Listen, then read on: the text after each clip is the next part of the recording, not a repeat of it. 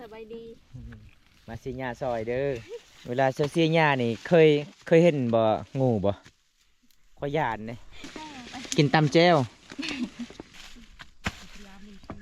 โอ้ยพี่น้องเอ้ยเพื่อนชาวบ้านบ่มีจักสิตัดหญ้าตอนนี้น้องก็ค่อยเสียบแบบนี้เบิ่งกินได้ตำกับส้มมันแดงแซ่บเด้อชาวบ้านเด้อเคยกินบ่6 โมงแต่6 โมงพอดีน้องๆเสียเด้เสียหญ้าตอนเช้าจังโมง7 โมง8 โมง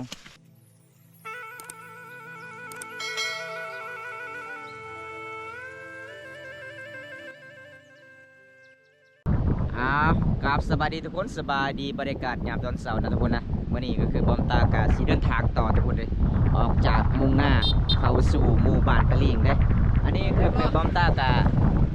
สีเดินทางเป็นสะพานเบตงหรือว่าครัวใหญ่ขามเซลานอบอมตาก็บ่ได้ไปอยู่ที่บ้านแกงล่องคือสะพานไม่ไล่บอมตาก็บ่ได้ไปเลยพี่น้องเพราะว่าช่วงนี้สะพานมันเริ่มพังเลยทุกคนเลยก็เลยบอมตากาไปกับเสี่ยงแน่อันตรายแน่ทุกคนไกลซีฮอดน้ำพ้นแล้วบ้านเฮาพ้นฝ่าอากาศมืดครึ้มวันนี้ระยะการเดินทางกาตกประมาณ20 ปลายกิโลทุกคนเอาจังไดบอมตากับสิได้พ่อหรือบ่น้องตอนนี้บอมตาก็ติดต่อน้องบ่ได้ไปเดินทางไปหาสาวว่านคือเก่าทุกคนจัดให้ตามคำข้อผู้ใหญ่ใจดีจากประเทศไทยฝากเงินมาช่วยเรือน้องพอได้ซื้อเกลือซื้อปิ้งนัวล่ะพี่น้องไปนำกันเลยทุกคนมาระยะการเดินทางมานี่พี่น้องเดินทางผู้เดียวเราทุกคนเลยเมื่อวานนี้มีฝนตกเพราะว่าอีกยัง2 มื้อกับพายุกับสีขาวมึงง่องแล้วก็ตกเลยทุกคนปกติก็3 เดือนฝนไม่ได้ตกไม่ได้มาเลยทางบ้านเฮาฝนตกทุกคนเส้นทางมันก็ลื่นแน่ฝนตกอากาศก็เย็นระยะการเดินทางกับประมาณ28 กิโล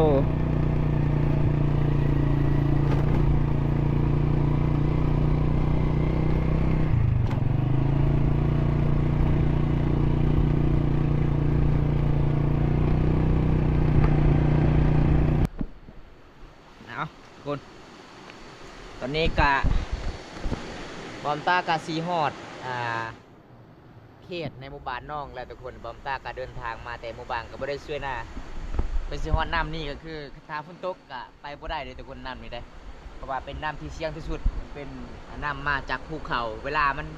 มันมาก็มาบัดเดียวเวลามันลงไวพี่น้องเลยตอนนี้บอมตาช่วยน้ำก่อนหลังจากนั้นกะสีเข้าหมู่บ้านทุกคนหมู่บ้านตะลิงมื้อนี้สิได้พอหรือบ่น้อง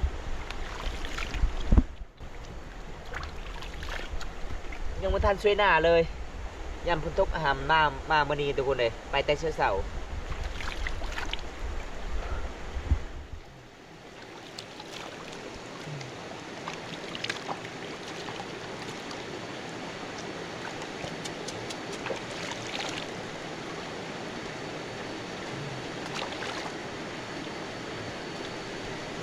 ไปทุกคนไปทำการพี่น้องบอมตากระยำพุนทุกเนี่ยทำพุนตุกนี่เรียบร้อยเลยทุกคนกลับก็ได้เลยน้ำนี่เป็นน้ำเทียนตลาดเลยเห็นปะประมาณ2-3 ปีก็มีคนนึงเสียชีวิตก็เจ้าขามน้ำที่นี่ทุกคนเลยแล้วก็น้ำมันมาบัดเดียวเตะภูผาพี่น้องเตะภูเขาแล้วก็เสาะบัดเดียวแล้วก็ลงไปสู่พูนพี่น้องพูนลงไปสู่แล้วก็เขาเจ้าพอซบกับพูนพี่น้องใกล้เติมทุกคนเลยน้ำมันไหลแห้งขนาดเลยเดี๋ยวผมจ้ากันซิมุ่งหน้าขึ้นละพี่น้องขึ้นภูเขา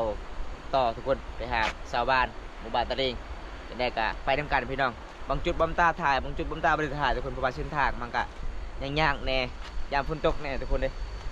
ไปทำกันพี่น้อง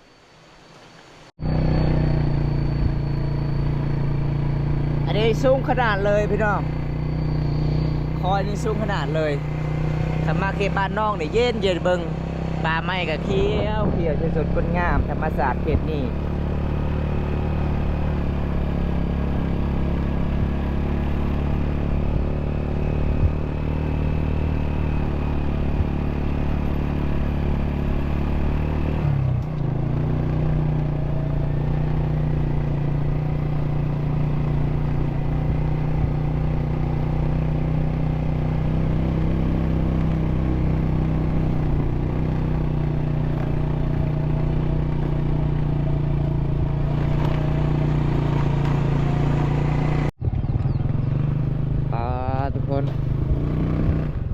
อวานมาซื้อนี่ก็ฝนตกแห้งเลยเมื่อวานนี่ทุกคนเลยยังอีกประมาณ2 ลักกะสีหอดหมู่บ้านน้องแล้วทุกคน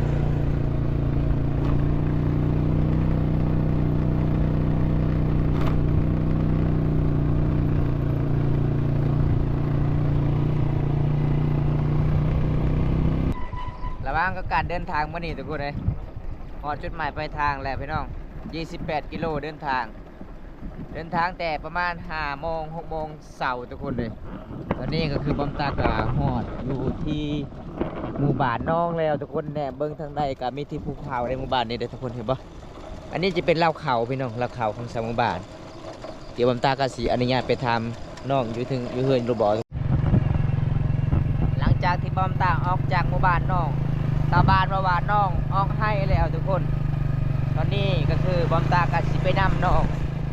อยู่ให้ทุกคนเลยกะสิได้พ่อน้องหรือบ่เด้อทุกคนเพราะว่าช่วงนี้กับฝนตกไฟกะเฮ็ดให้เฮ็ดสวนหลายปลูกข้าวเสียหญ้านี่พี่น้องเส้นทางให้ของน้องมาสิได้พ่อหรือบ่มื้อนี้ทุกคนเลยมีหลายทางแยกเลย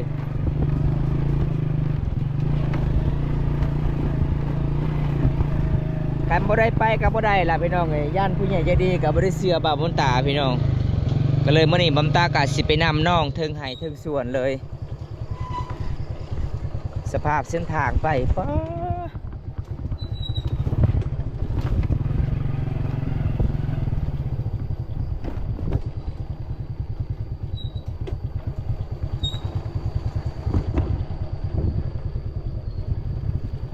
ฝนตกอากาศก็เลยเย็นหลายทุกคนโอ้สุดโหดเลย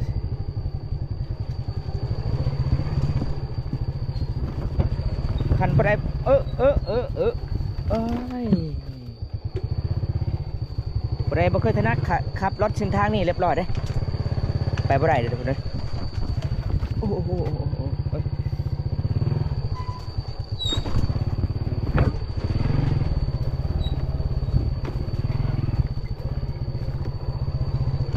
โย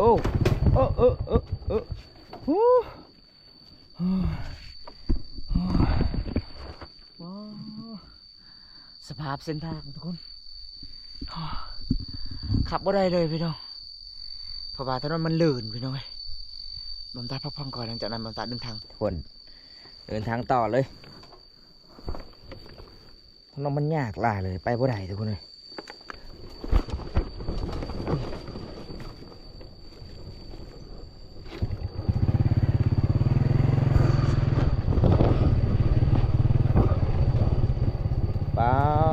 ระหว่างทางให้กับเจ้าทุกคนเขากำลังเขี่ยวเลย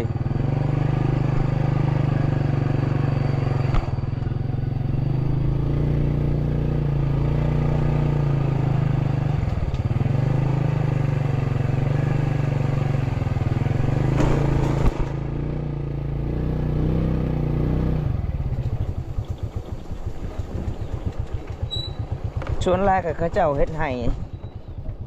หมู่บ้านนี่พี่น้อง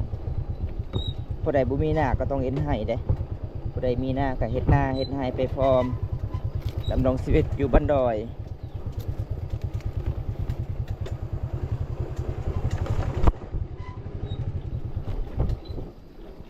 โอ้กลับมาได้ฟ้อนออกมื้อนี้น่าสรุปหลายเลยทุกคนในเดินทางไกล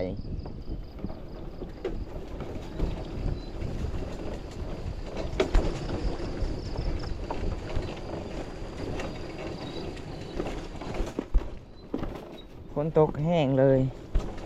2-3 มื้อนี่ทุกคน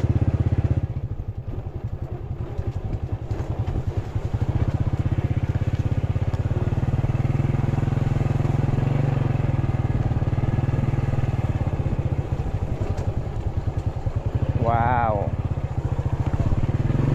โอ้ยโอ้ยโอ้ย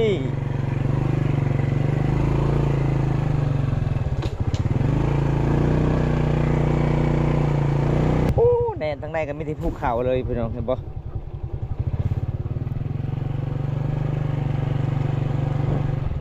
ส่วนแรกเขาเจ้าเฮ็ดให้นี่ต้องอ้อมหัวเขตนี่ทุกคนเลย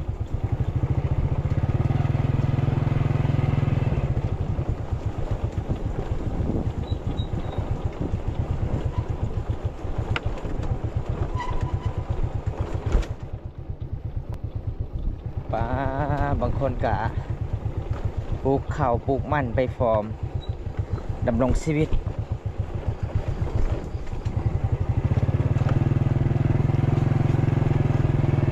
ตัวนี้ก็คือบอมตากะมาฮอดอยู่ไฮของน้องเลย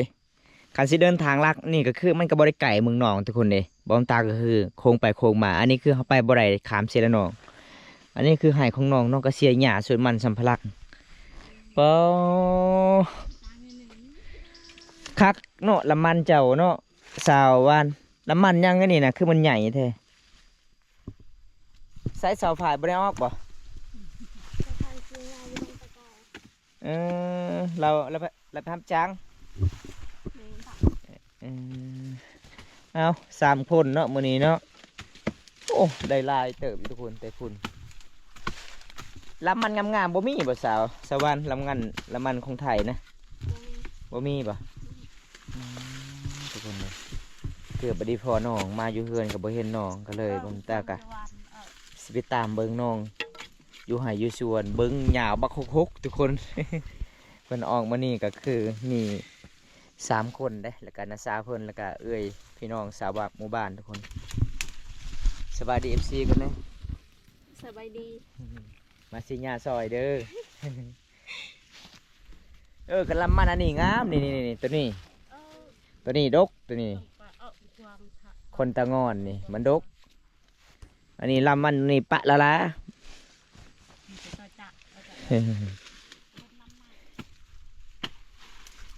เวลาเสียหญ้านี่เคยเห็นบ่งูบ่ข้อยานเนี่ย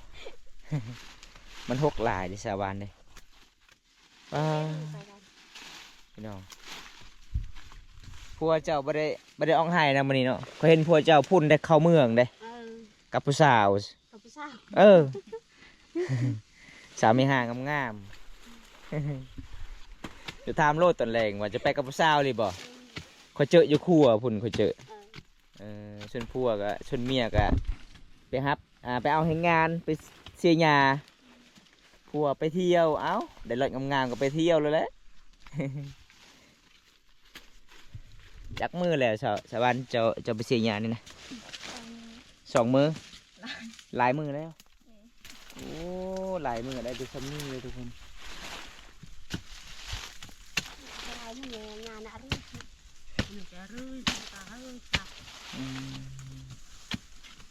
คือบ่เอาผ่ามาตัดก็ได้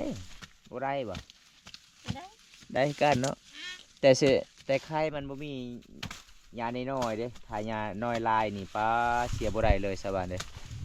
มันมีแต่ยาตัวใบใหญ่ๆปลูกอย่างนี้อยู่นี่คือเสียลายนี่นะมีติมันเป็นมีไรสิเสียยานี่นะขันสิขายโดยบ่ฮอดล้านหนึ่งดอก500,000กับบ่ได้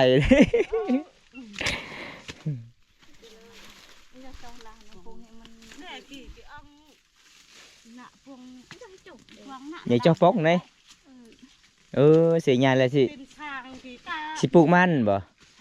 มันวิลดูได้สวัสดิ์มันบ่งามเลยเดือน7เลยได้ปลูกกับบ่เป็นได้มีที่มันเน่าอย่างเดียวว่าทุกคนเลยเห็นวิถีชีวิตน้องค่ะสงสารเลยก็เจ้าเสียหญ้าแต่พุ่นไปทางพุ่นก็สิเฮาออกบ้านดงเลยพี่น้องบ้านดงแล้วก็สิออกไปสิปูนทางนี้ก็จะเป็นเมืองนองหมู่บ้านบอมตาทางนี้ทุกคนภูเขาทางนี้บอมตาก็เดินทางโค้งไปโค้งมาได้หายังออกเสียหญ้าให้เสียหญ้าชวนมื้อนี้บ่มีหันกินบ่ไอ้ยังเจ้าไปผาดใส่ตอใหม่ได้จ้ะถึกยังนี่นะกินตำแจ่วอันนี้มันบ่ได้ดอกมันหลายโพดนี่นะเจ้าต้องหักอีกขันเจ้าใบวันนี้มันบดกเลยแสดงว่านี่2 ปีแล้วนี่เนาะบ่เป็นหัวเลยเบิ่งนี่บ่เป็นหัวมันเลยนะเอาขายมันแล้วก็ซื้อรถจักรเด้อจะว่าอยากได้รถจักร ได้รถจักรบ่คันหนึ่งนี่ปะ บ่ได้เนาะมันนี่เนาะ500,000ก็บ่ได้นี่มันเจ้าค่อยเบิ่งนี่เด้ มันห่างขนาดเลยทุกคนเลยอันนี้คือวิถีชีวิตน้องสาววานลูกคำผาบุมีพ่อแม่ขอใส่ดำรงชีวิตอยู่นำน้าสาวน้าบ่าวเลยทุกคนเลย เห็นวิถีชีวิตน้องกะโอ้สงสารเลยน้องกะเป็นเสาหลักของครอบครัวและกะใช้ชีวิตตามลำพังกับมีFCหลายๆคนถามว่าสาวว่านี่บ่มีพ่อแม่เลยแม่นทุกคนบ่มีพ่อแม่เลยได้คันบ่มีนะสาวนะบ่าวเพิ่นหับเลี้ยงก็คือน้องกะบ่มีบ่อนสิอยู่มีบ่อนกินเลย แต่ได้ยินนะสาวเพิ่นเว้ากะเล่าเรื่องราวแต่น้องผ่านมาอีพ่อแม่ของน้องจากไปกะสงสารเลยทุกคนเลย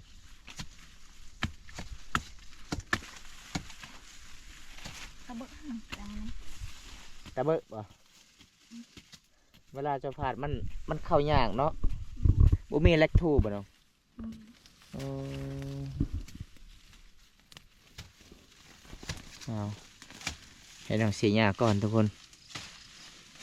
เห็นงูเขียวก็จับกินนั่นแหละงูเขียวนี่บ่มีอาหารเด้จะย่านบ่จะกินได้บ่งูนะงูเขียวเขากินได้เขาบอกได้บ่เคยกินเออฮู้หญ้าเพียงหัวบอมตากระวิดดูทุกคนเลยปกนั้นน่ะไอ้ออนึงยามไหนยังโจ้nhẹ là đủ chứ tăng cận kẻ hắn coi lời nó đủ mì nhà này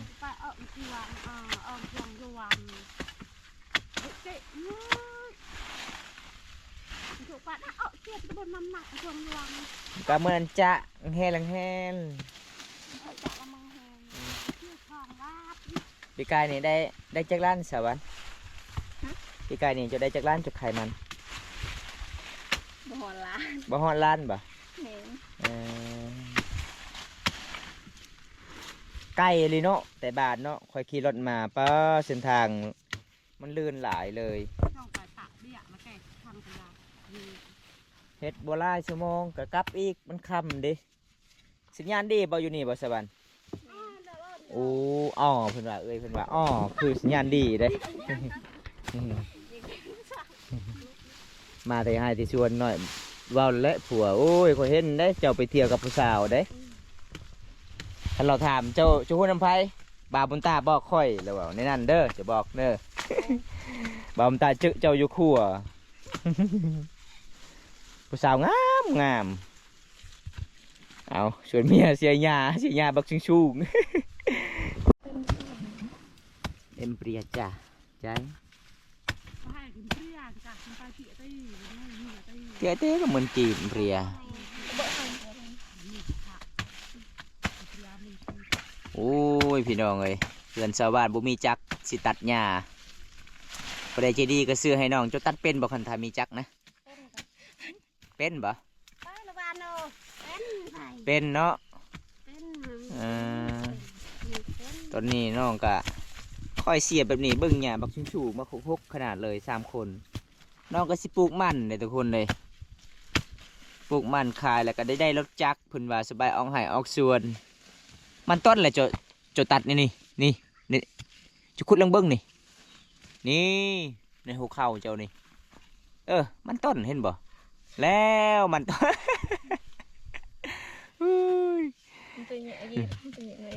ใหญ่ขนาดเนาะกินได้บ่เขากินได้บ่กิน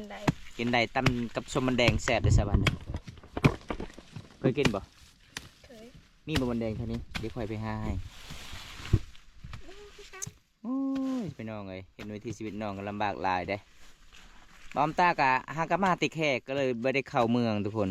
ฮากามาแต่บ้านภูมิมีไปตามติดวิถีชีวิตน้องแล้วไปนอนคืนหนึ่งแล้วก็แวะมาเยี่ยมมายามน้องอยู่บ้านตะเลงเลย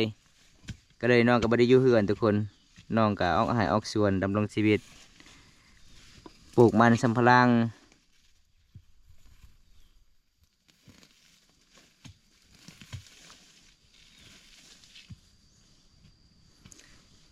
สาวมือกับบ่แล้วเนาะสาวบ้านเนาะเจ้าใบยานมาโทรศัพท์จะตกบ่เคยเจ้าใบยหันนะบริยานเลยโทรศัพท์จะตกคอยเก็บคอยเอาเลยได้ เดี๋ยวคอยชี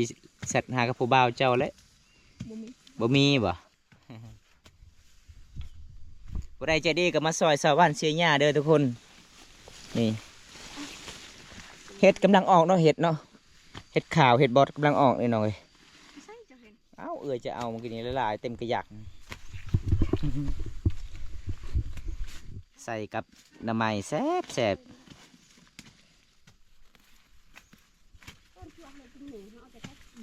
ไม่อยากจังต้องไปเตรียมกันดู แต่จากโมงน้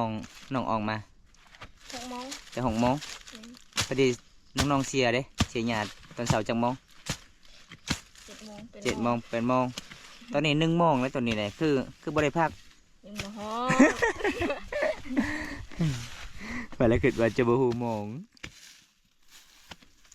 โอ้ยสัญญาณไล่สดกับบ่ได้ทุกคนเลยน้องกำลังเสียหญ้าเสียหญ้าให้ปลูกข้าวเด้บ่แม่นปลูกข้าวปลูกมันกับมันบ่งามหาเงินหาคำบ่เป็นก็เลยน้องก็ต้องเสียหญ้าแบบนี้ตลอดเลยทุกคนเลยดำรงชีวิตคันคอยเสียเนี่ยคอยบ่ได้เอาเบิดเอาตัวใหญ่ๆตัวน้อยก็ปะแล้วแหละมันเจ้าสูงเลยเด้